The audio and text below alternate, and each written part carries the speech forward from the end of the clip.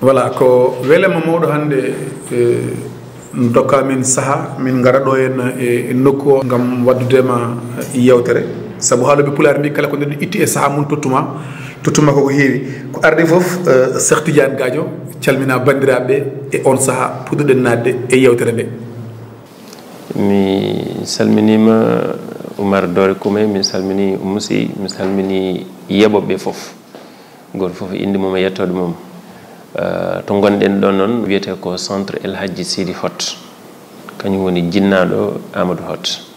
ɗon gonɗen. Ko ardi foof en duttoto o caggal seeɗa somin mbi Cheikh Tidiane Gadio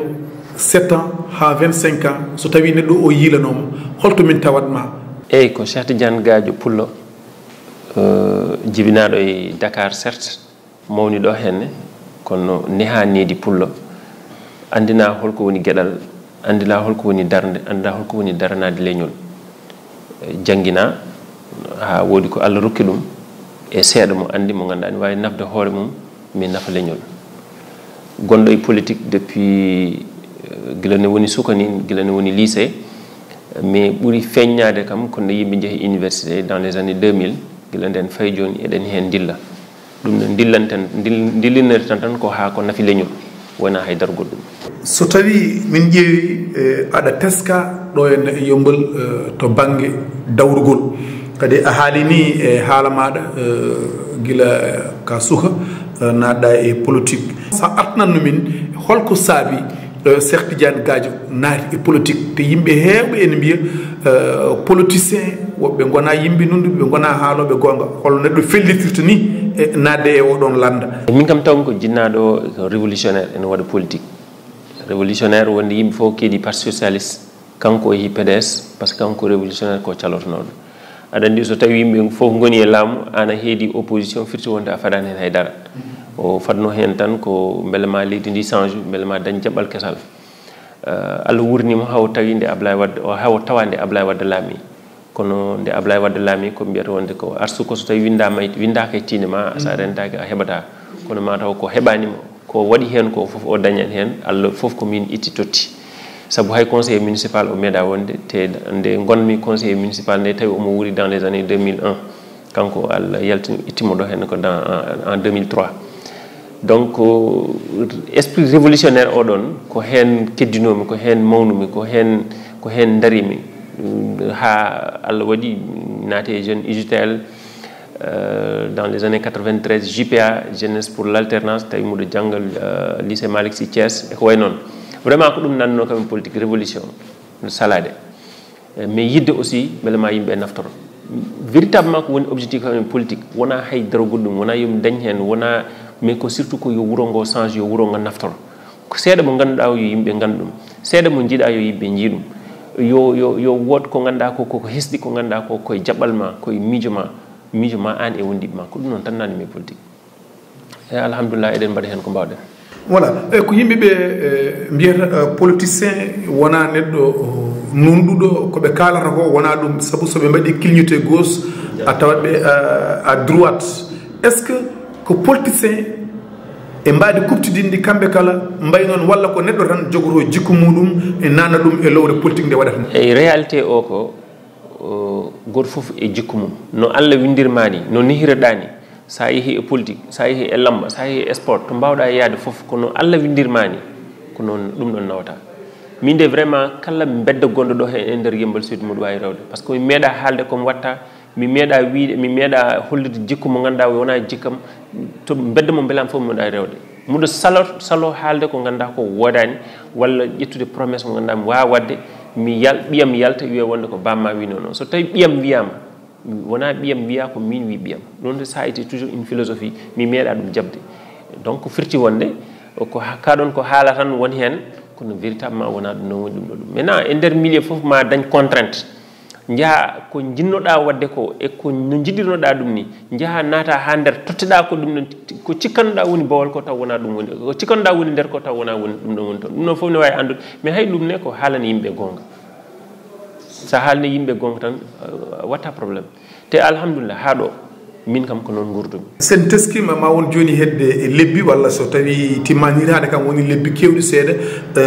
Kermassar waɗama département somi jumani ille onon koye nder on département jeeɗon ko département kesso beele wonko ɗum wawi addande on to banggue ɓamtare walla ko waɗama tan pour waɗama eyi département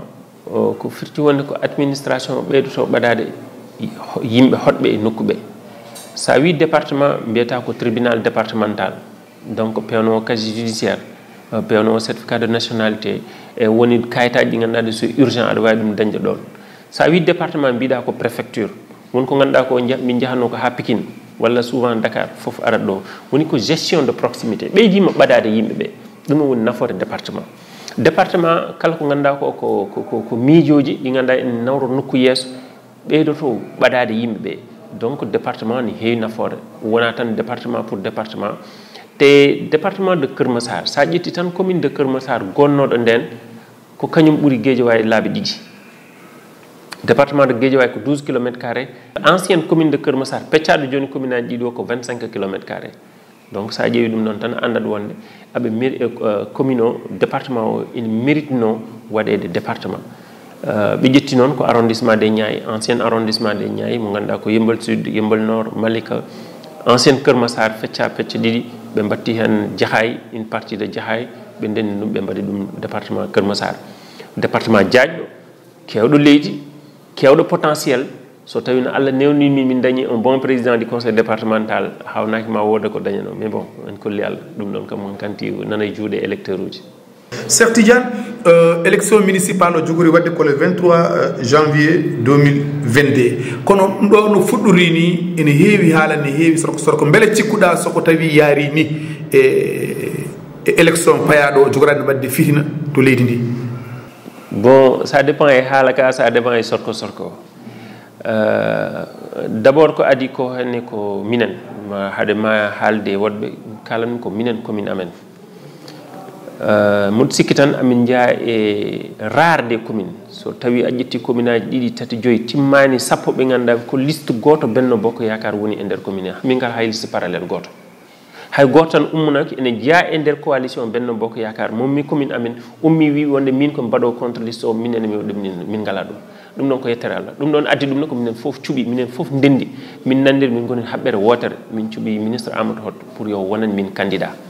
wona kanko namdi ko minen fof nandiri ko profil mo jogui o compétence uji makko yaajene makko darde makko eko wawi nafde o nokku o min mbi wonde yo wona min candidat ɗum ko yettere Allah min dañi oɗon unanimité une première chose deuxième chose coowuji kewɗi ɗi mbaɗi ko nde yimɓeɓe mbaɗi déposé liste élection wona hunde webde won hewɓe ene gulla politique mais so ala so heddi so wona volet technique o ari ɓe majjat min ganda hayno liste kono foti yimɓe waɗata exemple hande so tawi liste Yeumbeul Sud o min diwani tato walla joyo min ganda ɓe ko minen pewni ɗum ha timmi mais wonɓe ganda ɓe nana e nder amen sa wino ɗumen hande joɗɗo hen pewna liste pewnantama par ce que ɗum c'est des questions techniques ma daña hen expérience ma gona hen mbaɗa jaɓa lirde texte uji ɗi mais sa anda aussi ƴeewa wonnoɓe hen beele ma mbawa wallidema koreji men jeeyaɓe coalition ngaji keddiɗi ko ɓuuri hen hewde gandana ɗum ɓe cikkanno tan ko inɗe boje woni hen mbiyanno tan ko rendin kayitaji woni hen cikkanno tan ko winduto bindaga sa windi sa yettima toon tan ɓennat nde ɓe jeehi toon noon ɓe tawi le contraire onon foti yimɓeɓe ne kani wadde honnête en kani nunɗude e hakkude mumen e Allah e hakkude mumen e yimɓeɓe ɓe kalana yimɓeɓe gonga ɓe kala koɓe mbaɗi ɓe kala difficulté caɗele ɗe ɓe dañi e pewnugol liste ɗi wona haydara goɗɗum so wona ɗum ɗon la notion d'éligibilité won hen ganda wonde sa meeɗi wonde conseil municipal e nder conseil municipal a jooɗima conseil aji tati a arani maire o ƴetti arrêté wi wonde an lawol ngol wi ko sa jooɗima conseil aji tati ala justification a yalti a natti waado wonde conseil municipal e nder nokku he wonɓe ganda ɗum wonɓe ganda sa ganda wonde so tawi a meeɗi wonde ha woni conseil municipal e nder mandat conseil municipal ala droit ñamde mbuuɗu gummiɗo e conseil municipal he wonɓe ganda ɗum ɗon te ɗiɗon foof ko kawuji jaltuɗi wonɓe ganda wonde ko neɗɗo goto so tawi manqui e nder liste o par exemple liste Yeumbeul Sud ko 150 neɗɗo 150 woni hen mbaɗi hakkillaji men goni tan koye titulaire sa wi titulaire yimɓe foof ɗum ni mi wawi tottude hen exemple goto musɗomi mais jalniɗo nde min mbaɗata liste ji hen yaɓe komin nogase e joyi neɗɗo no fof min jooɗi min duki tan ko ha weeti ha min gari e titulaire uji to wiyete ɓeeɗo hankandi ene mbawi wonde ay ɗo min pari ɓe ganduɗa ɓe so tawi Allah newni gañama ɓeeɗo ne mbawi wonde conseil heddiɓe fof mbi mes hay goto jooɗaki par ce que ɓe cikkanno ko heddi ko fof ala nafoore neɗɗo goto mo ganduɗa ko suppléant so tawi manki e nder liste he suppléant proportionnel so tawi manki e liste he walla suppléant majoritaire manki e liste o ko batteɗo rejeté est ce que oɗo neɗɗo ala importance non parent ko reji men ɓe ganduɗa ɓe koye parti ji keddiɗi goni walla même e jeeyaɓe e nder parti ji ɓe ganduɗa ɓe kañum ko position oɗo moƴƴi position oɗo moƴƴi ɗum tan waɗi ɗumen intéressé gandana ɗum joni an mbiyaɗo ko an ardina walla ko an mbiyaɗo ko an resna wonde techniquement ya fewnu ɗum o heure mo mbaɗa hen fof koye dow ma fawtoto heddiɓe gandata jaltata tan mbiya wonde a waɗama forcol walla waɗama invalidité ko joomum waɗi te loi kesso o wi ɗum ne kadi yimɓeɓe gandata ɗum loi kesso o wi ko sa heesi ha a nanni liste ma a jooɗima e yeeso préfet walla a jooɗima e yeeso sous préfet ɓe limi manki goto ala droit yaltude mankita ah bon joni c'est la nouvelle loi ɗo haade yimɓe haadema yaade an en tant que politique ka kanda ɗum andude neɗɗo goto suppléant manki e liste he walla neɗɗo goto a waɗi toon worɓe ɗiɗo e nder liste o hani wonde ko temedere e capantato neɗɗo a waɗi hen worɓe ɗiɗo ene manki debbo goto ɓe mbima ɗo juuɗiɗa ɗo ala droit ɗum changeude ɗum ɗon loi o wi mais joni noon so yimɓe batti ɗum coow e nder radio ji ɗi téléji ɗi ko mbaɗi ko wona lawol te an ka politicien ka homme politique aɗa hani andude ko texte uji ɗi mbi aɗa hani andude holko woni sarɗiji ɗi won hen noon toppita ko ɗum ɗon so pari tan jahat e radio walla jaha e télé mbiya wonde komin haɓaɓe taw ko kañen mbaɗi haali haala onon nokku mon Allah dandi on ngala liste e parallèle kono sa ƴeewi e commune aji kewɗi somi ƴeewi ko wayno commune Mbolo Birane mi wiyama bit candidat somi ƴeewi ko wayno commune Hamady Hourari commune mo ganduɗa sa ƴeewi électorat muɗum ko hedde 6000 naggam pawɗo seeɗa eywa so wiyama ko 6 candidat manan woni hen eywa te ko ɓuuri hen ko hewde tawa kadi ko candidat ji ɗi ganduɗa jeeya koye coalition Benno Bokk Yakar jomumen mbaɗi listeji parallèle exactement cikkuɗa holko woni probléme o ha jomumen mbawa wadde rangé o kañumen foof gona candidat goɗo ala sago ma listeji parallèle manan mbaɗa ayi minen waɗoɓe politique par ce que ko hen jeyami souvent min gandata koye amen a yaltat damal galle ma yimɓe galle ma fof poɓɓuma jalta e bedde man galleji tarti ɗi fof poɓɓuma jalta e ɗum ɗo tarti ɗi poɓɓuma jara noon ha jettoɗa siège mon mbiya ko woni ɗo ko fof ko min wawi goɗɗo ummo waɗa noon rawa e damme galle mum foɓane yaha ha yetto siège wiya ko fof ko min woni yimɓe fof so gardima hol keɗowo caggal donc à un moment donné il faut yimɓe ganda holko mbaɗirta politique est ce que mbaɗirta politique ko pour nafde yimɓe walla mbaɗirta politique ko pour teddugal walla mbaɗirta politique ko pour ha mbawa naftorade holko ummini en ko leñol ngol ummini en ko yimɓeɓe ummini en ko population e ummini en walla ko koye men ummini en walla ko nane walla en gande ko ummini en non ɗum noon so tawi neɗɗo anda ɗum c'est pas la peine ken waɗa politique en tout cas min ko tahi ɗo henne min ɗum weeɓi e amen min muɗa andi holko umminimi e politique umminimi ko yo nokku o yaaru yeeso ko yo nokku o naftoro min woni coordonnateur APR min addi ɗo APR ko min ardi Benno Bokk Yakar kono ko Amadou Hod wawi ko mi wawa ɗum onon ɗo kuwa muɗo fooɗano ko ganduɗa ko muɗo andi ɓurɗomi bawɗomi so tawi tan mi waɗi ɗum ɗo mi yiɗa nokku o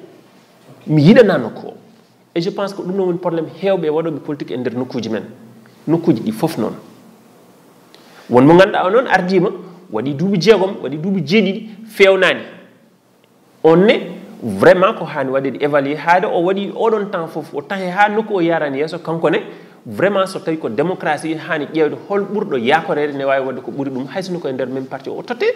ɗum ne ko muɗo yaadi hen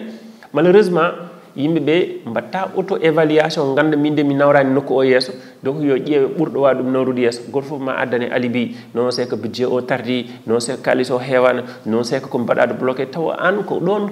mbakoma haaɗi ko ministre Amadou Hott woni manan candidat Benno Bokk Yakar te onon fof oɗo mbaɗi range o caggal makko minene joni mbiɗa ko wawi ko a wawa ɗum hol mbaw ko ministre Amadou Hott ha onon fof mbiɗon an won candidat Benno Bokk Yakar ɗo e Yeumboul Sud mi wawi toddema gueɗe tati pa way ko namdal to heeli par ce que mo anda wiyata wonde holko ministre de l'économie waɗata e nder communal potngel no Yeumbeul Sud mo ganduɗa timmani hay 3 kilomètres carré an ko namdal légitime mais Yeumbeul Sud waɗa créé ko en 1996 ɓe mbi Yeumbeul depuis 1914 en waɗi existé mais depuis 1914 ha joni min meeɗa yiide tali karo min jii tali karo ko en 2018 premier tali karo momin gadi yiiɗo min jiiɗum ko en 2018 aɗa holko tawi min jiiɗi depuis 1914 ndeɗɗa ɗum lebuji ɗi mbi minen kam ko min sukaɓe ma timmi ça fait plus de 100 ans parce que 2014 ɓe mbaɗi fêté centenaire o donc en 2018 ministre Amadou Hott nden il n'était pas ministre nden ko kanko wonno président vice président BAD o lijjitani min audience et président de la république min jeeyi toon min mbimo wonde ko commune amen maire yiyani tali karo o min so Allah jaɓi mami wallu on dañon tali karo te wona kanko waɗi plaidé de mais ko kanko udditani min damal palais ha min mbawi joɗade e yesso président Macky Sall min mbimo commune amen meeɗa dañ tali karo o wi wonde tali karo gonɗo hen woni gonɗo yesso Ababacar Sy o so Allahu lamɗo jeeɓa awa yimin jaaha élection maw fewne o fewnam avant yimin jaaha élection tali karo pawiɗo hen o woni mbedda Gaynde plan mo 1960 il était prévu ko goudron wonata 60